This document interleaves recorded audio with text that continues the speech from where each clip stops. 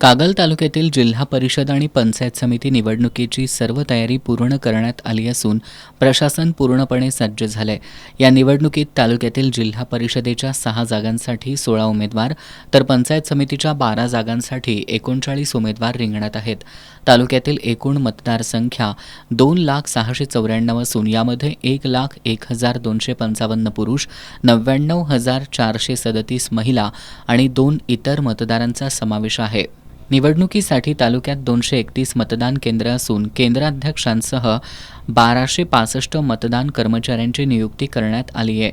निवडणूक प्रक्रिया शांततेत पार पडावी यासाठी 581 पोलीस कर्मचाऱ्यांचा कडेकोट बंदोबस्त ठेवण्यात आलाय. आज नवोदय विद्यालयातून एसटीच्या गाड्या आणि खासगी वाहनांद्वारे मतदान कर्मचारी आपापल्या मतदान केंद्रांकडे रवाना झाले. विधानसभा निवडणुकीत कागल मतदारसंघ यापूर्वी राज्यात मतदानामध्ये अग्रेसर ठरला होता. ही परंपरा कायम ठेवण्यासाठी प्रत्येक मतदारानं आपला मतदानाचा हक्क बजावावा असं आवाहन निवडणूक निर्णय अधिकारी तथा प्रांताधिकारी प्रसाद चौगुले आणि सहाय्यक निवडणूक अधिकारी तथा तहसीलदार अमरदीप वाकडे यांनी केलंय.